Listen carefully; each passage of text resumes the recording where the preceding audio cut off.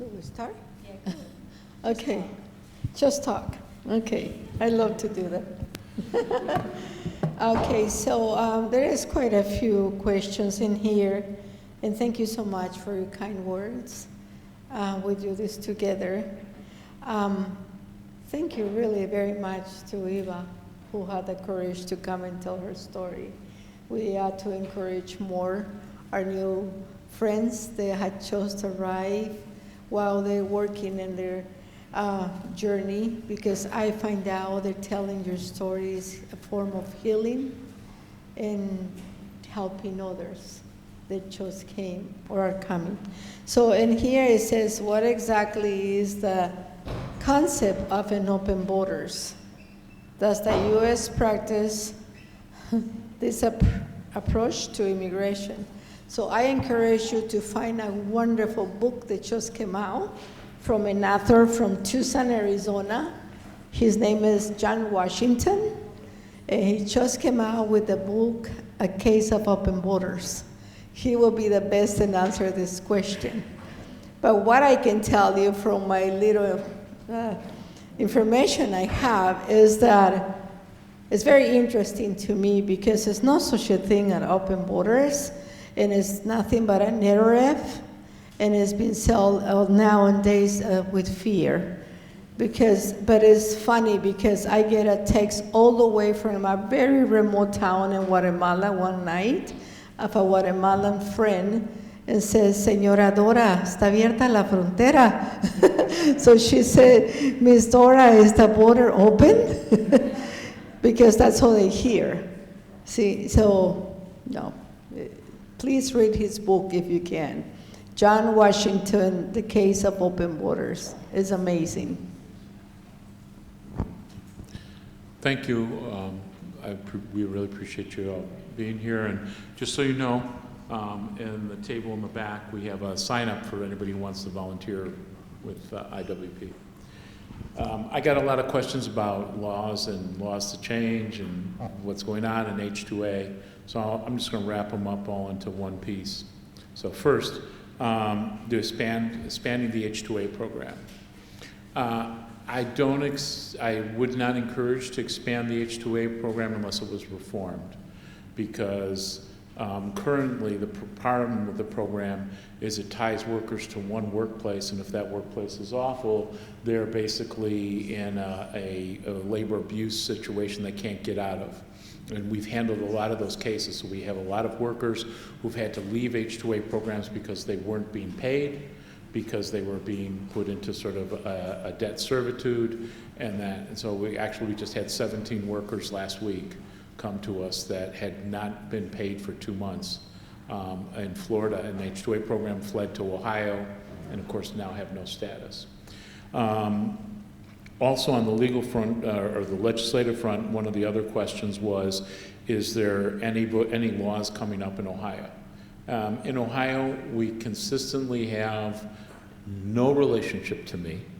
A senator out of the Cincinnati area, I don't know if he's still a state senator, or it goes, because you determine that as they go between senators and reps, Stewart, who has been trying to basically make it so that only if you have legal status to work can you be in the worker comp system. And so the cases I was talking about before, the young man who had his arm peeled, the man that we had that lost his leg, they wouldn't have had any help if that hadn't happened. That law comes up in the state legislature every year, and so that's something that we need to constantly be fighting against. And there are some states that don't, like Texas, doesn't cover workers for workers' comp. Okay. And finally, the suggestion about laws to change. Again, although I know I would love to see comprehensive immigration reform, I think that we're a long ways off from that. And acknowledging the reality of the U.S. political system, which is always legislating social legislation for the most vulnerable first, I would highly encourage, of course, the DREAM Act, reinstituting 245I, and moving the registry date from it has moved since 1986, and it's currently stuck at 1972, up to 14 years from today, which would take us to 2010, which would create millions of people to be entered into the system. Just a couple questions I had is there a booklet of local resources specifically for Latino Hispanic community members? Not really so like 180, I'm sorry, United Way, not 180, United Way, the police department, and different organizations like People to People that's local here. They've given me resources, like lists of resources that we can use and take Hispanic families there. Sadly, the biggest struggle is probably if the person does not, sometimes they don't have a social security yet, then they cannot apply for different type of help. But we don't have really a booklet. I have a compiled group of resources depending on what the situation is. And we do not, we don't partner or work with the program of the Aspire of Wayne County Career Center. I have helped people to get enrolled here. Also, just like I said, they do ask for, the one time I helped somebody, they asked for documents or ID or something that the person didn't have. So I'm not sure how to answer this question, but there are different resources to learn English around our community, mainly in churches. This program is actually in a church in Orville, and I have transported people there. So it is part of our strategic plan for our clients to learn English, because that improves, obviously, their life, and it helps them. And it would be like, having lights off and then you switch them on when you learn English, right?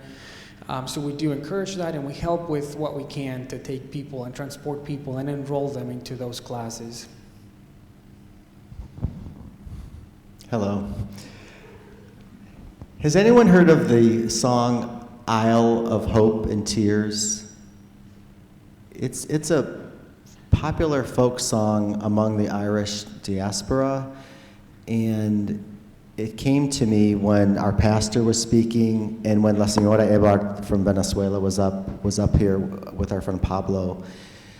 And it's something that if you were raised white in Ohio, as I was, I imagine you hear the same things from your relatives. Well, why don't they just come the legal way like Grandma and Grandpa did? Ellis Island opened in 1892. The song is about 15-year-old Annie Moore of Ireland. She was the first to cross the threshold of that Isle of Hope and Tears. In a little bag, she carried all her past and history, her dreams for a future in the land of liberty. Courage is your passport when your home world disappears. There is no future in the past when you're 15 years. It's a very romanticized and touching, and I get emotional sometimes when I'm with my Irish friends in Cleveland singing this song. But when I think about it, I think, oh my gosh, what a totally different perspective we white people have on immigration that we romanticize about Ellis Island. And we don't even acknowledge the people who are mostly people of color entering another way, because there is no Ellis Island. It was closed in 1943. So I try to tell my Hungarian relatives in Barberton, Grandma and Grandpa came the, quote, legal way, because back then the legal way was you got on a boat and you got off when it stopped in New York. That was the legal way. That legal way does not exist anymore.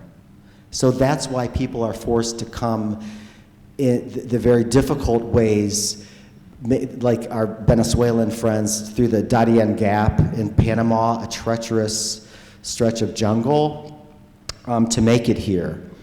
So I guess that's just my little introduction into a culture shift that we all need to help create. as we volunteer with groups like Open Arms and Puentes and others, the more that we have direct experience with our sisters and brothers coming from Asia and Africa and the Caribbean and Latin America, the more then the people in our networks, like our cousins in Barberton, like maybe like, oh, okay, you know, well, oh yeah, that sounds interesting, and they sound like nice people, etc. So the questions I have is, do you know about the U.S. sanctions and the impacts on the poor in Venezuela?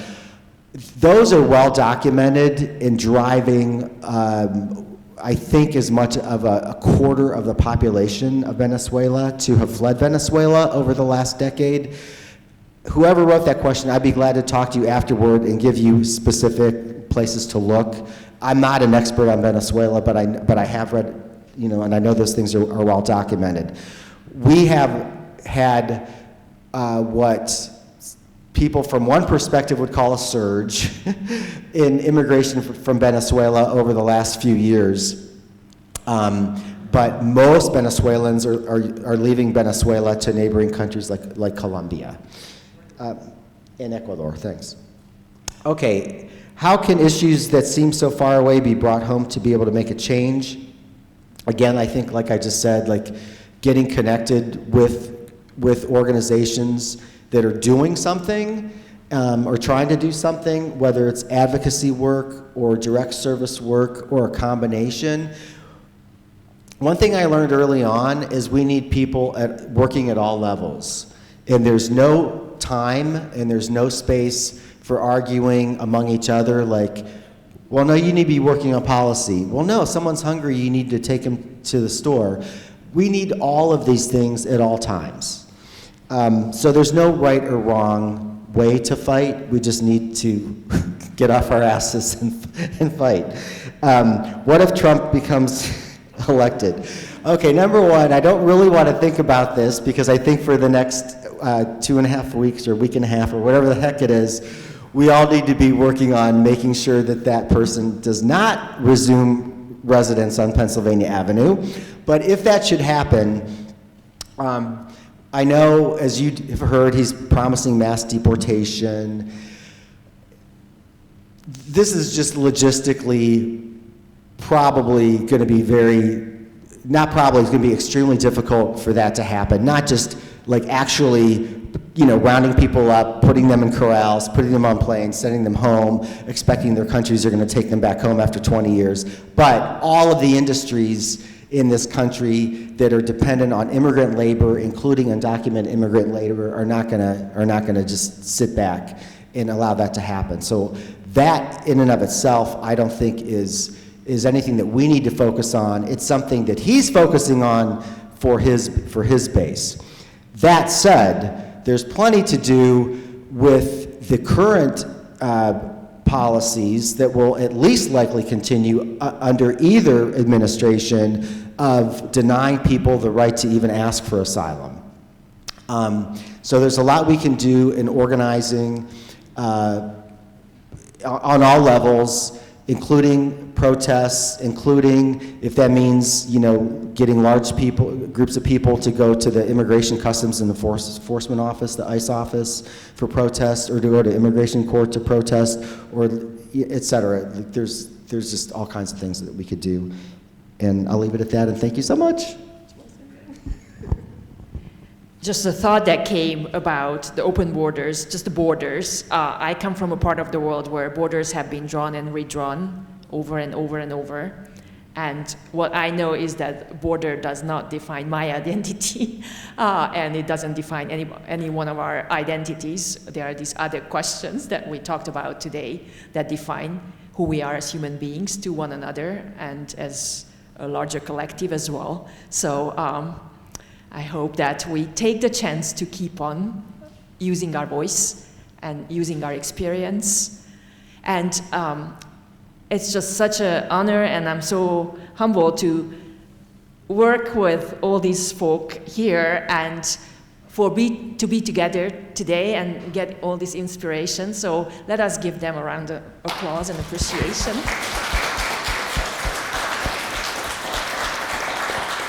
And also for our immigration justice people who have done so much to make this happen.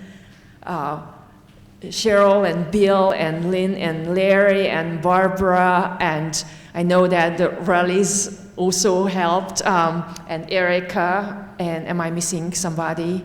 I know that a lot of people made cookies and food, and yeah, thank you.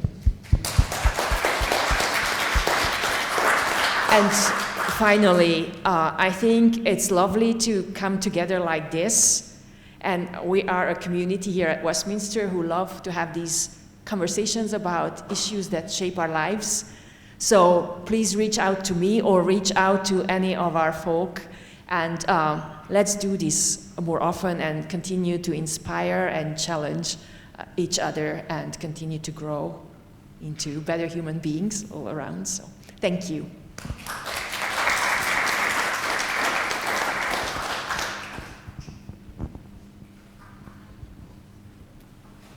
I think we need the school bell or something.